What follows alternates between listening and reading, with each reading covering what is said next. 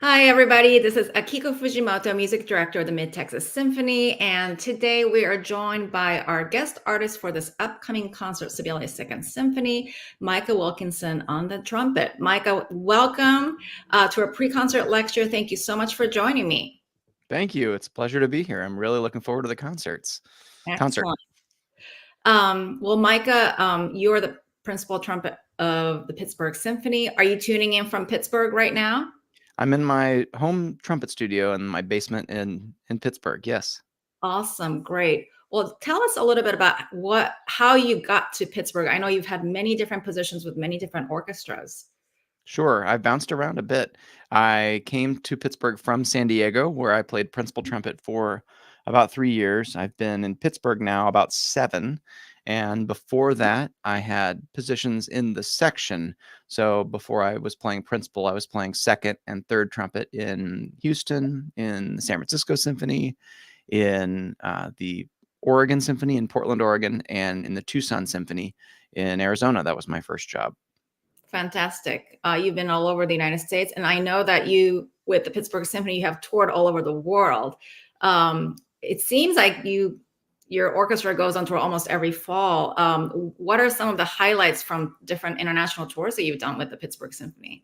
I love getting to play in Vienna. So the Musikverein is one of my absolute favorite places to play. And Yes, it's just such a beautiful, elegant hall and an opulent space. And it's like you can't sound bad in that place. It's so beautiful and rich sounding. And I like the new hall in Hamburg, the Elbphilharmonie is oh this like yeah. coral reef looking space that where the audience is all around you, and it's modern, it's transparent, so you really can hear everything from the audience. So you feel a little bit more, maybe like a fish in a fishbowl there, just with people all around you, and like they can really hear all the details. But Amazing. then every nuance that you put into it is appreciated. So That's that's a fun place to play as well. That's fantastic. Now, I couldn't help but notice in your bio before you started playing professionally that you were from Georgia, but you went to St. Olaf in Minnesota, where I once lived also. And St. Olaf is a great liberal arts college that has a fantastic music tradition and performance opportunities. Was there a moment in your undergraduate studies where you said, I'm going to go into music performance, trumpet performance? I loved going to St. Olaf. It was a great place to be, in terms of just having a great general education and being around people with all kinds of varied interests who were also great musicians. And so the ensembles were really special. But when I went to St. Olaf, I already knew I want to be a professional trumpet player and I want to play in an orchestra. My dream was Okay, to play principal trumpet someday of a major symphony. I knew that in high school. So it was a amazing. little unusual maybe for me to go to a liberal arts college knowing that instead of a conservatory, but I wanted that kind of education, and so it worked out. That's fantastic. Amazing that you knew that going in at such a young age. And you have achieved this great position with the Pittsburgh Symphony. Um, let's talk a little bit about the Arutiunian trumpet concerto that you're performing with us. How did you come to it? I know it's one of the great ones for your instrument. How did you come to it? You play all kinds of concertos. How does it compare to other concertos that you've done? It's so friendly for the audience. I think it's an approachable piece that has exciting moments and flair and virtuosity, and it also has just great melodic lines throughout it. So I approach trumpet like singing, and so I really Mhm. prefer to play things that are melodic, and so our tuning is chock full of that.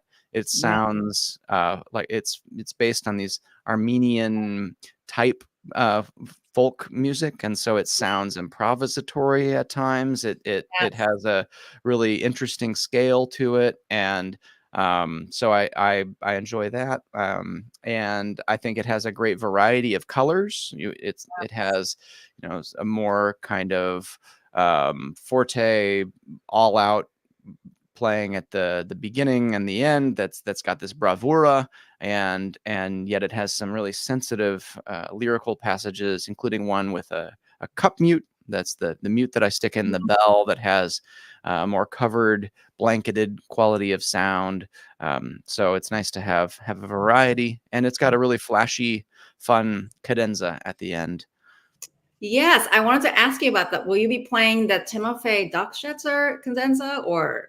I will. That's the one for trumpet players. Doc Schützer is the one who first recorded this concerto, and he brought it to the United States and gave it its international presence. He's one of my favorite soloists, and he wrote a great cadenza. That's fantastic. Speaking of international and Doc Schutzer, I found I kind of went down the Doc Schutzer rabbit hole the other night, and on YouTube I found like 1 hour documentary. I'm not sure what the original language, but somebody had dubbed over the narration in English. And according to some of the comments, it's not all accurate, but we're grateful that somebody did upload it. And they have excerpts from this Japanese like daytime TV show where he is like the musical guest, and he plays not the Arutiunian, but he plays a couple of showpieces accompanied by a orchestra and the conductor right there in the studio. And he also plays like a little collab session, like a jam session with shamisen, and I thought that was hilarious. Wow, I haven't seen that. I'll have to send you a link to it. But anyway, we have a comment from Mary Thornton, one of our trumpet players, says, "Hi, Mike. I just wanted to pop in and say hi." Hey, Mary. And of course, our principal trumpet, Andrew Janak, is the one that introduced you to us in the first place and encouraged us to call you to appear with us. So we're grateful. And I know the trumpet world is a very big but small world, is it not? Yeah, it is. And so I'm really excited to get to mid Texas and get to see some trumpet friends that I haven't seen in a while. Another one of my former colleagues who's retired, he played principal trumpet in the San Francisco Symphony, Glenn Fishdahl. He retired out to Austin, Texas, and he'll be at the concert as well. Oh, excellent. Okay, so we'll have a mini trumpet conference / reunion. Yeah, it'll be a hang. Yes, it will be a hang. That's fantastic. So you said that you're in your teaching studio, basement studio at home. I believe you're also on the faculty at Duquesne now. That's right. That's right. I'm teaching there now. Yes, and I noticed that during the pandemic, there's still some rogue YouTubes of you teaching online, like one of those Zoom sessions that we used to do. Yeah, I did a lot of that during the pandemic. I ran some courses. I called one Sweatpants School, and it was a way to connect with people and help to create some community. And some of those students that I had online, I hadn't met in person until well after the pandemic, and some of them have come to Duquesne to study with me since then, or travel here for a one-off lesson maybe, or to see a concert or something. So it's nice to get to see people in person after in some cases many hours of interface just online. That's fantastic. And I think we all prefer in person now after the pandemic. And the only reason we do this online ahead of time is because our venue and our rehearsal schedule doesn't allow for a separate pre-concert lecture in person. But this is kind of fun because this will stay in cyberspace until the concert, and people can watch it at their convenience. Yeah, great. But we do have some people joining us right now live. So you're being a great trumpet player. Is it hard to sometimes explain to people how, who are maybe at the beginning stage of their education or career, how to do something? Or are you is teaching kind of a natural thing for you? I love teaching, and I think I've always kind of been drawn to it, even when I was younger. When I was, in the 8th grade, I had a 7th grade student, and when I was in high school, I had middle school students. Yeah, I just always loved teaching, and and I like using analogies. I think that they're that plus just demonstrating are the two most important things to kind of keep people's imaginations alive and active in the process, and helping them to keep a healthy perspective on their focus of attention being on the sound and playing more like singers. And so I taught a lesson earlier today to a student who I'm excited to start working with, who's coming away from a baseball career and considering trumpet. What? Yeah. Wow, that's amazing.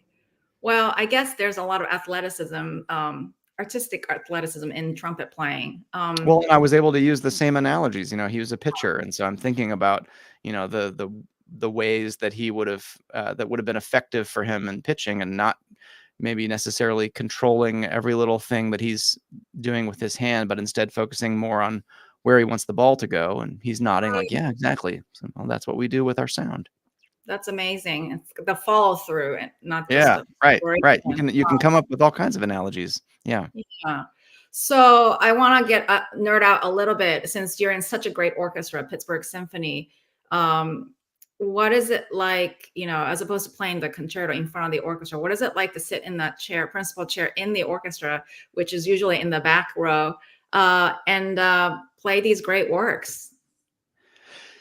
In many ways, I feel like I have the best seat in the house because I get to sort of take it all in. I get to be in such close proximity to people making amazing sounds, and the little details that maybe don't always make it out into the hall, or they do, but more coalesced. And so I get to kind of hear what everyone's doing and contributing in real time, and so that's a thrill. And from the principal trumpet chair, I feel like I get to kind of guide the ship a little bit.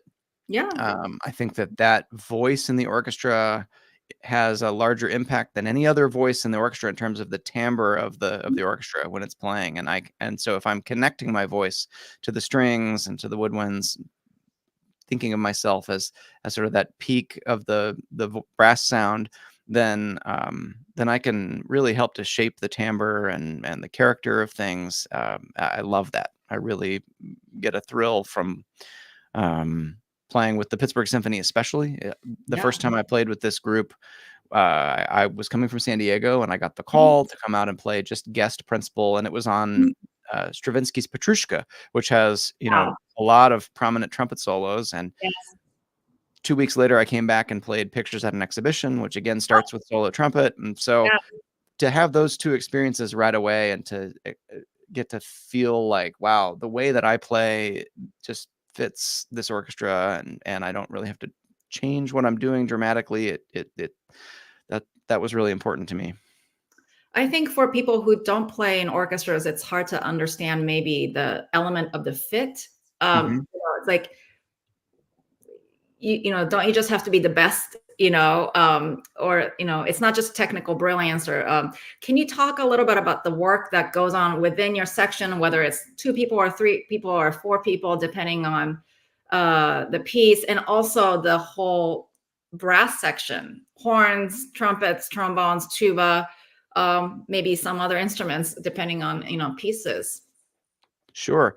I think there's the level of preparation that goes on before we even show up for a rehearsal, so that first rehearsal, we all know our parts. We all know how our parts are meant to fit into the larger texture, and we have a sense of what the other parts are as well. And so we know our role. So usually in that first rehearsal, to many ears, it would sound performance ready. And so then in the rehearsals, it's about accommodating the particular interpretation of the conductor, because of course our conductors change from week to week, and so that impacts the sound that they're looking for, and how we can make our adjustments to accommodate that, and to advocate for their interpretation of the piece. And we also have a tradition of what the Pittsburgh Symphony sounds like, of what the Pittsburgh Symphony brass section sounds like. Yes. And certainly with pieces that we're familiar with, when we play Tchaikovsky's Fifth, there's kind of a way we do it. And a conductor can say, "Oh, I'd like to hear it this way instead." Okay, fine. But we have our sound and our approach, and I think that's great to have that tradition and to try to continue that. And so that most of that goes unspoken. It's very rare that we have to turn to each other and say, let's do it this way instead, because our ears are on and we're listening. So if I play a note longer or crescendo to this part of the phrase, maybe the people down the road didn't catch it the first time, but they're going to make note of that. And when we come back Yes. to it the next day, it's fixed.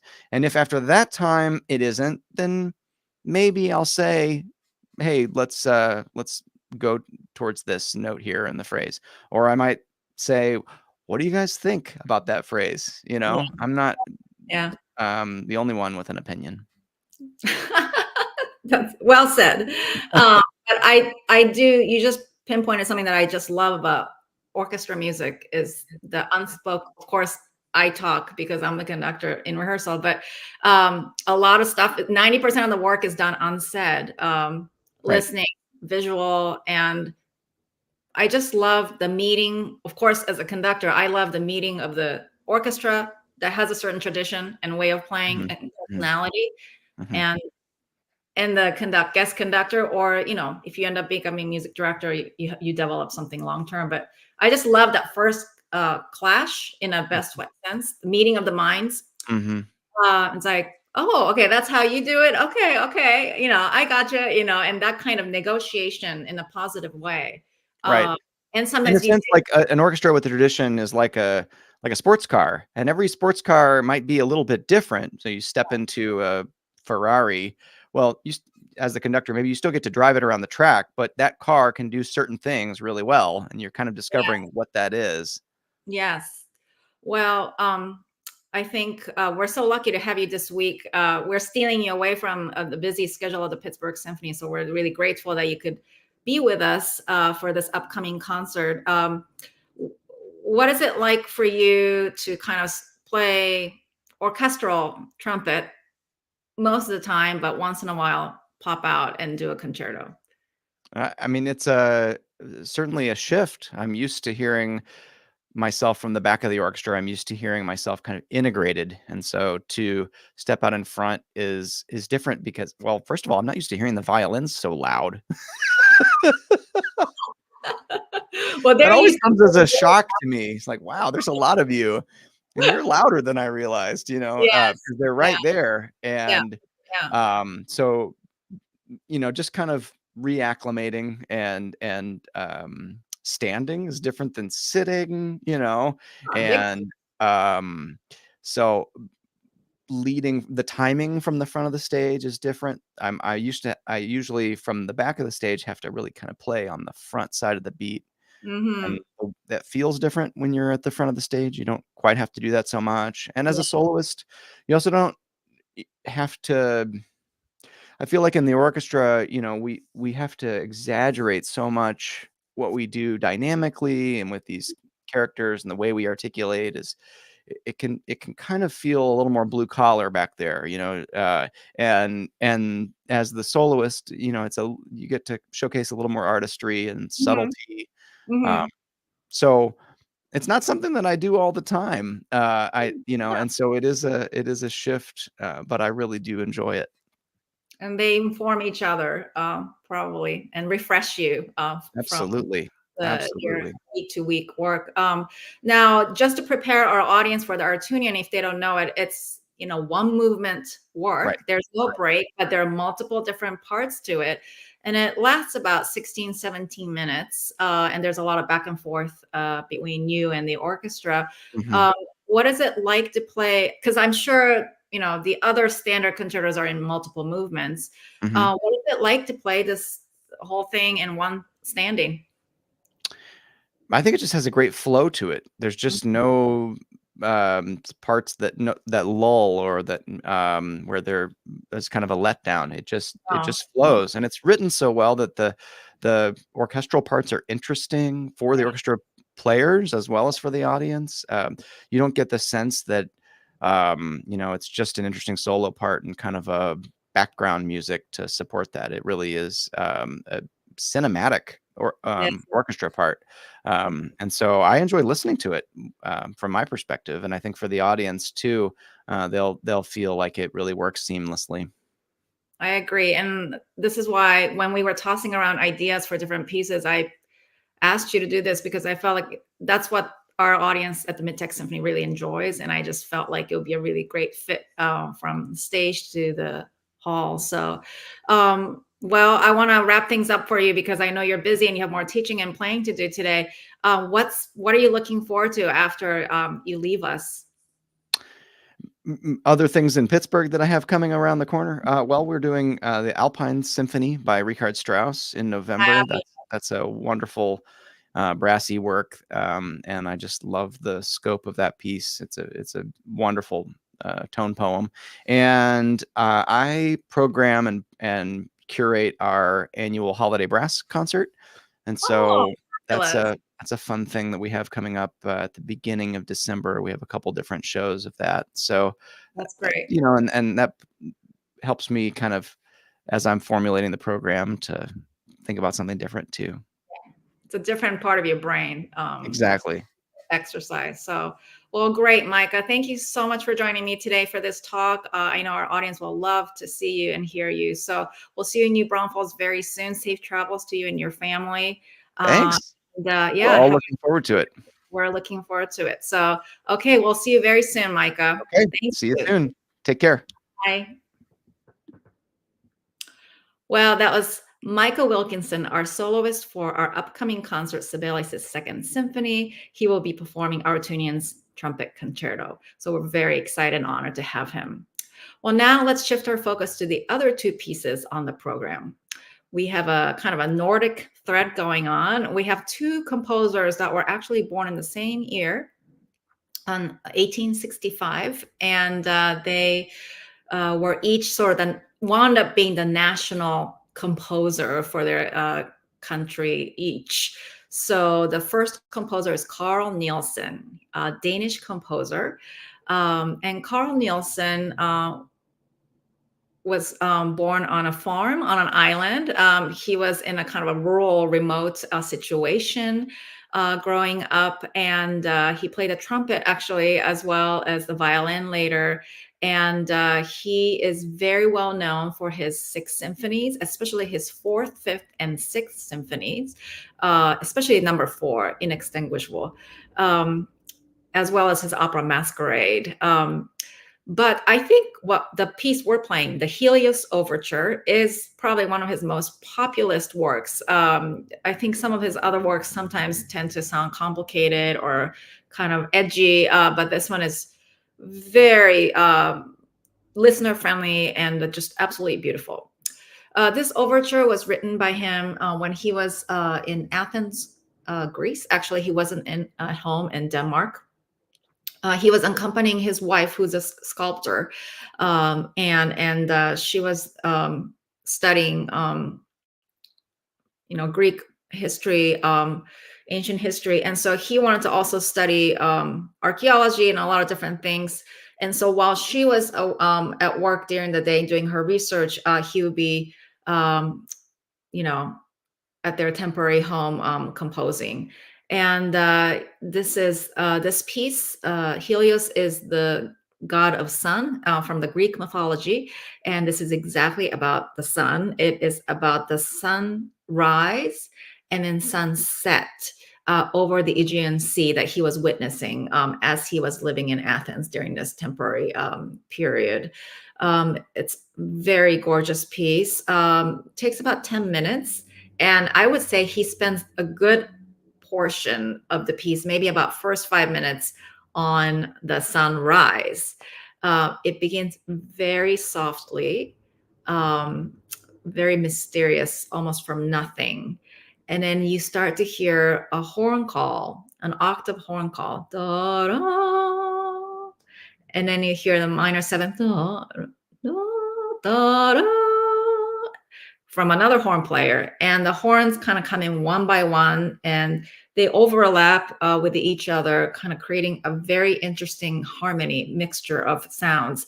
And slowly, the violas come in, second violins come in. Slowly, the music builds, the texture becomes fuller and fuller.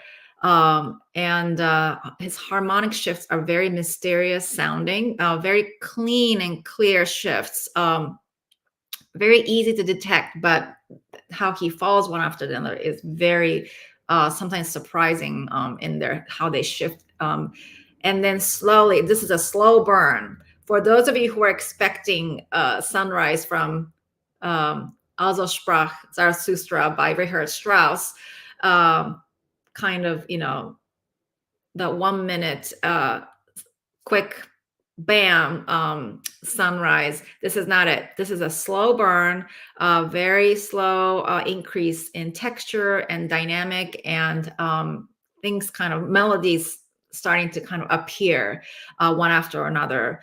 And then you will know when the sun rises, because you will hear 3 trumpets, fanfare, come in, and and the music speeds up, and it's extremely exciting. And then he finally launches into the allegro section, the fast main part, which he marks not too fast, after about 5 minutes. So bring your patience with you, but you'll be handsomely rewarded by this overture. It's extremely exciting.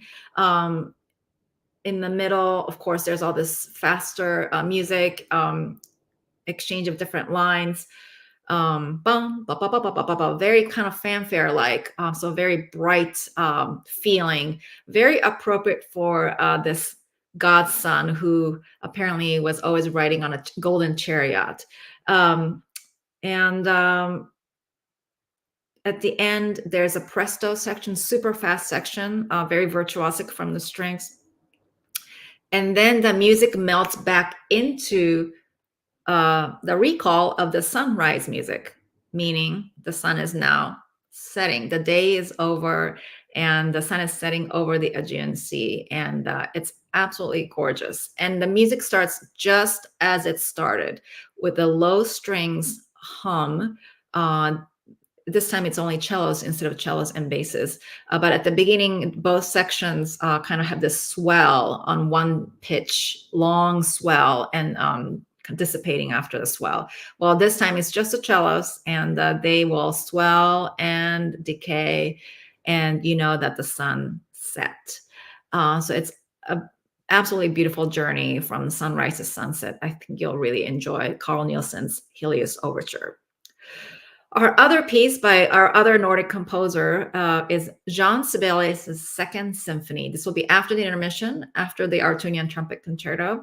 This piece is much longer. It's a symphony in 4 movements.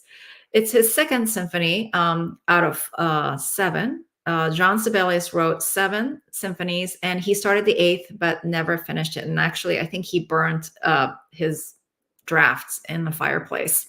So we'll never know what he really intended. Jean Sibelius is synonymous with Finland, the country.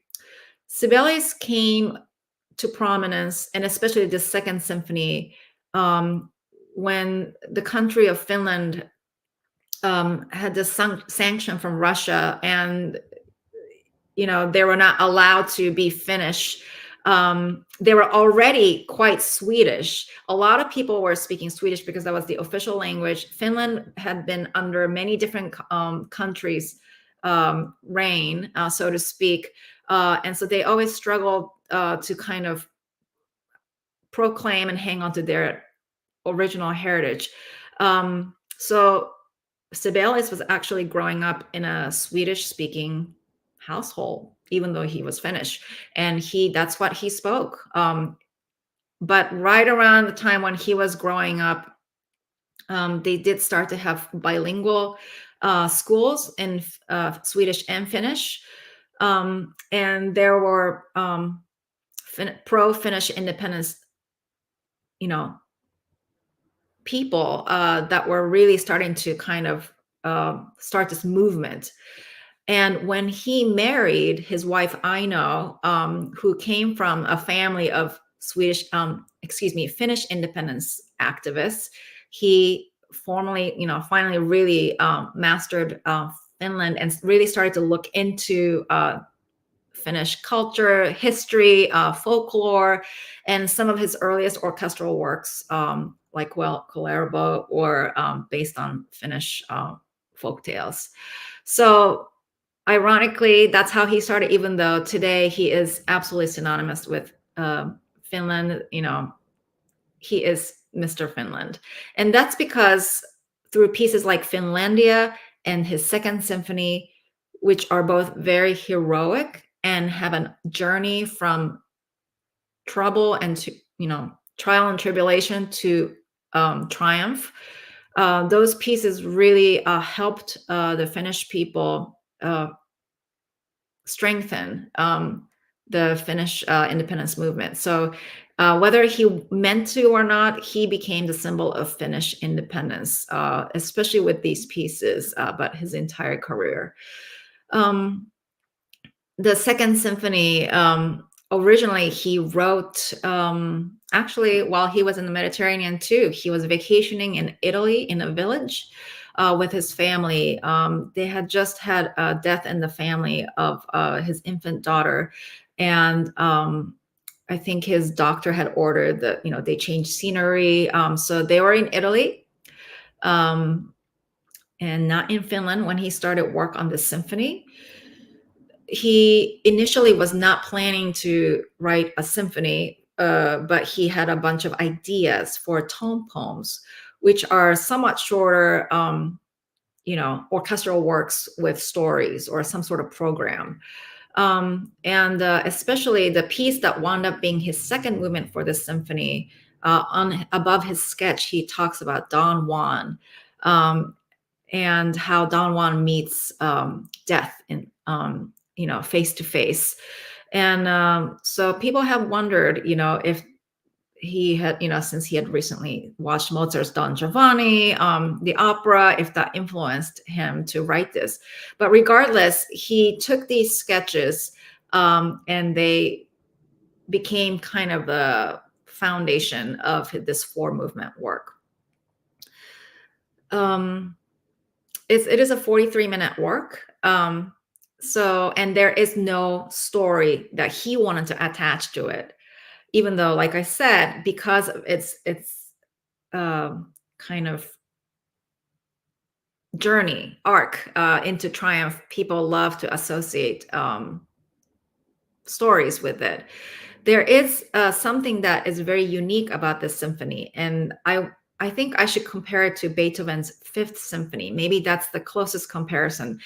Beethoven's Fifth Symphony, as many of you know, have that 4-note motive, da da da da, that we all know so well now. But that became the basis of this symphony. He started first movement with it, and he sprinkled it throughout each movement. He transformed it in every which way, played by every which section of the orchestra, until it kind of reaches its culmination. Also, Beethoven's Fifth Symphony has connected third and fourth movements. The scherzo goes right into the finale, and that's something else that Sibelius Second Symphony have in common. So whether those two similarities are intentional or not, those two elements are part of the secret sauce that makes Sibelius Second Symphony very successful.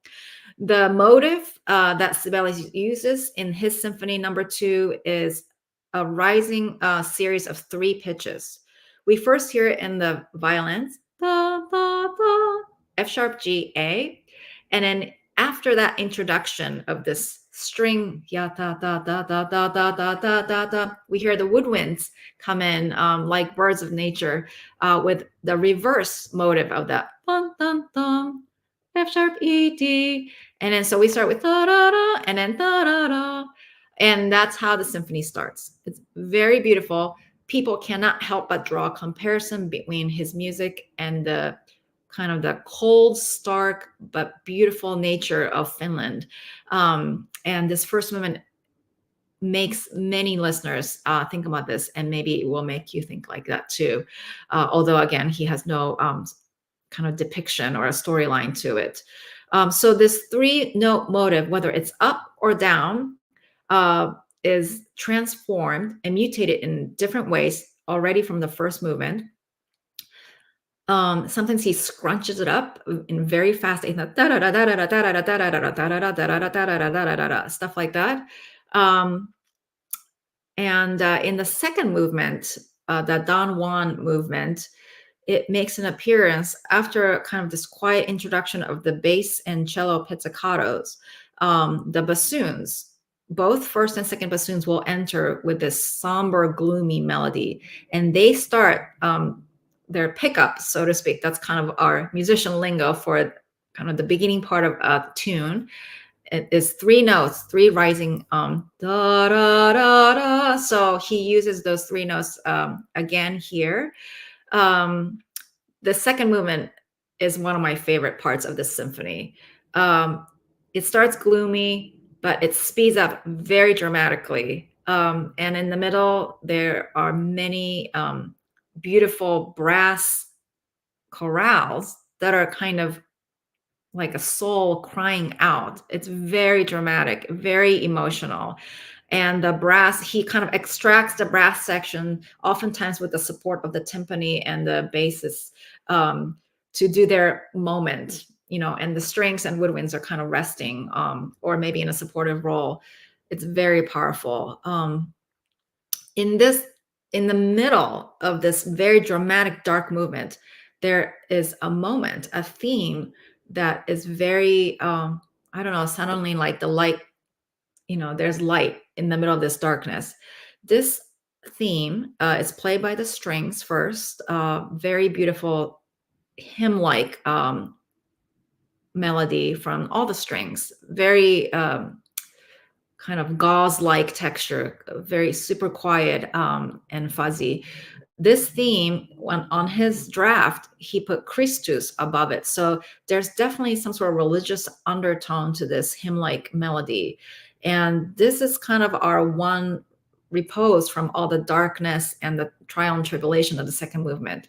It does come back at the end of the second movement. However, by then it's no longer kind of left alone as a quiet, beautiful hymn. It's in minor key, and it's very dark, played by dark instruments like clarinets in the low register and cellos. And it's a little bit more depressing in the second version of this hymn. And the second movement ends with a very dramatic brass shout out and a little drop from the string pizzicato, like something just finished suddenly. The third movement, in great contrast to the second movement, is very busy, very buzzy, like bees buzzing. It's a scherzo marked vivacissimo, so very fast, and then very fast, frenetic, very virtuosic from the string section. And there's a back and forth between the strings and woodwinds who play kind of a rhapsodic interjections while this, in between the strings, busy work. Scherzos in traditional symphonies usually have a trio, a contrasting section. Scherzo and trio are usually in that third movement spot.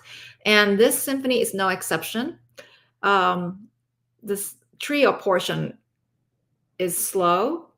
It's very bucolic. There is a great solo from the oboe. Sounds like kind of intoning a song. And again, there are no words to this from Sibelius, but one of his great advocates, Robert Kaianus, said in his remarks about this symphony that trio theme from the oboe, that section, he hears this phrase, "What is at stake?" And to me, that's really revelatory, if it's correct, if it's a correct reading of the movement, that moment, because it's so easy to play that movement, that portion, the trio, as kind of a sit back in your chair and relax in the middle of a very busy part. But when I read that Kaianus said, what is at stake? It's a question. I feel like there's much more at stake. There's more tension. There's a question. It's something more philosophical and bigger than just sitting in your chair and relaxing. So it helps me think, don't just sit back and enjoy and watch from afar, keep the possibility or something grander and bigger, a bigger message behind this bucolic slow part. And of course, as in most scherzo trio movements, the scherzo busy movement comes back. And then the trio comes back again, the oboe stuff.